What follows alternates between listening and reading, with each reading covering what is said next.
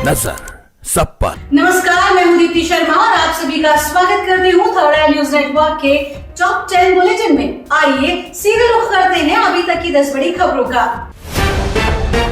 प्रधानमंत्री नरेंद्र मोदी लोकसभा चुनाव 2024 के लिए ताबड़तोड़ रैलियां कर रहे हैं।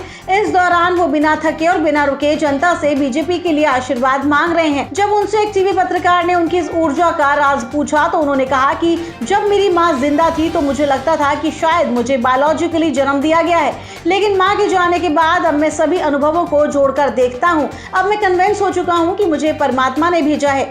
ये सुनकर हो सकता है कि लोग मेरा मजाक उड़ाएं, लेकिन ये ऊर्जा बायोलॉजिकली शरीर से मुझे नहीं मिल सकती। ये ऊर्जा ईश्वर ने मुझे दी है, शायद मुझसे उन्हें कोई काम लेना है। आम आदमी पार्टी की राज्यसभा सांसद स्वाति मालीवाल के साथ दिल्ली के मुख्यमंत्री आवास पर हुई घटना को लेकर दिल्ली के उपराज्यपाल विनय कुमार सक्सेना ने प्रतिक्रिया दी है। उपराज्यपाल ने स्वाति मालीवाल के ऊपर हुए कथित हमले पर दुख जताया। दिल्ली के उपराज्यपाल विनय कुमार सक्सेना ने कहा कि मैं पिछले कुछ दिनों से आम आदमी पार्टी की सांसद स्वाति मालीवाल के साथ मुख्यमंत्री के आवास पर हुई कथित हमले की घटना से बहुत दुखी हूँ। कल फोन पर स्वाति मालीवाल ने मुझे अपना दर्दनाक अनुभव और उनके सहकर्मियों द्वारा दी जाने वाली धमकियों के बारे में बताया। उन्होंने सबूतों से कथित छेड़छाड़ और धमकियों को लेकर भी चिंता व्यक्त की। दिल्ली में आज पीएम मोदी की रैली, कई रास्ते रहेंगे बंद। दिल्ली में मौसमी पारे के साथ साथ इन दिनों सियासी पारा भी अपने शबाब पर है। देश की राजधानी में 25 मई को लोकसभा चुनाव के लिए मतदान होने वाला है। इसी के चलते खुद प्रधानमंत्री नरेंद्र मोदी रैलियों में लगे हैं। आज प्रधानमंत्री नरेंद्र मोदी की दक्षिण पश्चिम दिल्ली के द्वारका में रैली है। इसके मद्देनजर ट्रैफिक पुलिस ने एडवाइजरी जारी की है। एडवाइजरी के मुताबिक प्रधानमंत्री मोदी बुधवार शाम 6 बजे रैली को संबोधित करने के लिए द्वारका सेक्टर 14 वेगास मॉल के सामने डीडीए पार्क जाएंगे। इस रैली में बड़ी संख्या में लोगों के शामिल होने की उम्मीद है, जिससे आसपास की सड़कों पर ट्रैफिक प्रभावित हो सकता है। इजराइल को चोट देने की तैयारी में एक और यूरोपीय देश। फिलिस्तीन के लिए अच्छी खबर, गाजा में बढ़ता मानवीय संकट दुनिया की नजरों में इजराइल की छवि बिगाड़ रहा है।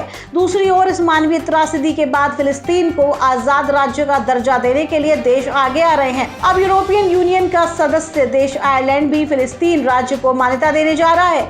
आयरलैंड सरकार के इस कदम का इजराइल ने कड़ा विरोध किया है। ये कोशिशें गाजा में हमास के खात्मे के लिए इजराइल के हमले में मरने वालों की बढ़ती संख्या के बाद सामने आ रही है। गाजा में युद्ध विराम और फिलिस्तीन इजराइल मुद्दे के स्थायी समाधान के लिए विश्व स्तर पर आह्वान किया जा रहा है। सिंगापुर के बाद भारत में अपने पैर पसार रहा कोरोना का नया वेरिएंट, 300 से ज्यादा लोग आए चपेट में। भारत में कोविड-19 के सब वेरिएंट KP.2 से 290 और KP.1 से 34 लोगों के संक्रमित होने की पुष्टि हुई है।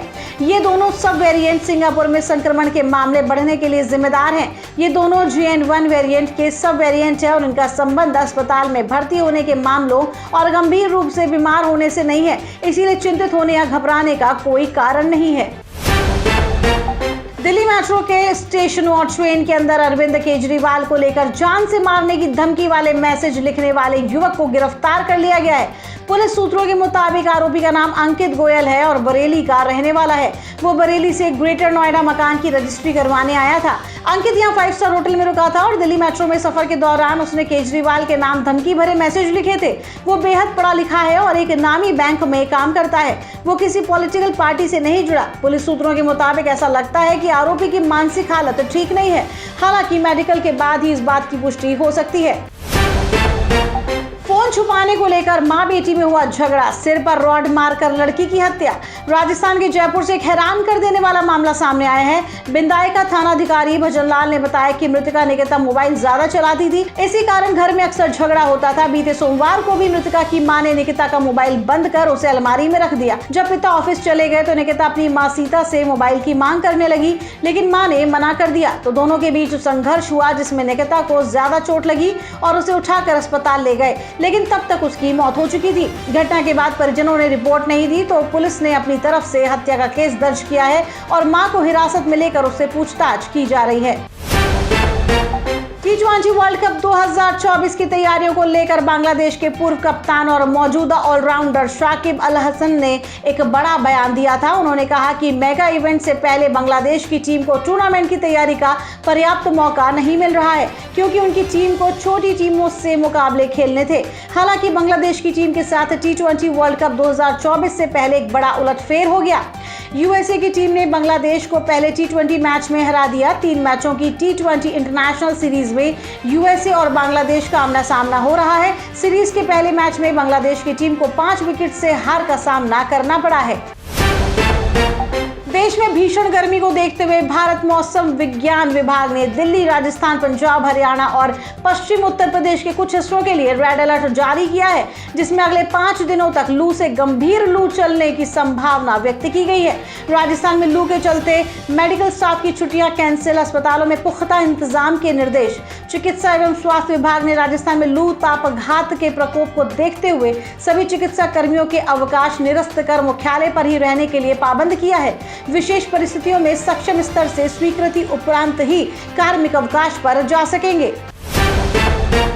शाहरुख खान और गौरी की बेटी सुहाना खान आज अपना 24वां जन्मदिन मना रही हैं। सुहाना ने साल 2023 में जोया अख्तर की फिल्म द आर्शीज के जरिए बॉलीवुड में अपने फिल्मी करियर की शुरुआत की थी। अब सुहाना जल्द ही अपने पिता और बॉलीवुड बादशाह के साथ फिल्म किंग में नजर आने वाली हैं। बॉलीवुड अभिनेत्री जानवी कपूर ने ऑन स्क्रीन क्रिकेटर बनने के लिए कड़ी मेहनत की है। जानवी कपूर इन दिनों अपनी आने वाली फिल्म मिस्टर एंड मिसेज माही को लेकर चर्चा में बनी हुई हैं। जानवी कपूर और राजकुमार राव अभिनीत इस स्पोर्ट्स ड्रामा का ट्रेलर हाल ही में रिलीज किया गया है, जिसे फैंस ने काफी सराहा है। जानवी कपूर ने बताया कि इस फिल्म के लिए वो आईपीएल टीम के साथ घंटों क्रिकेट की प्रैक्टिस किया करती थी। तो ये थी अभी तक की 10 बड़ी खबरें। देश विदेश की ताजा तरीन खबरों के लिए जुड़े रहिए थर्ड आई न्यूज नेटवर्क के साथ। नजर सब पर।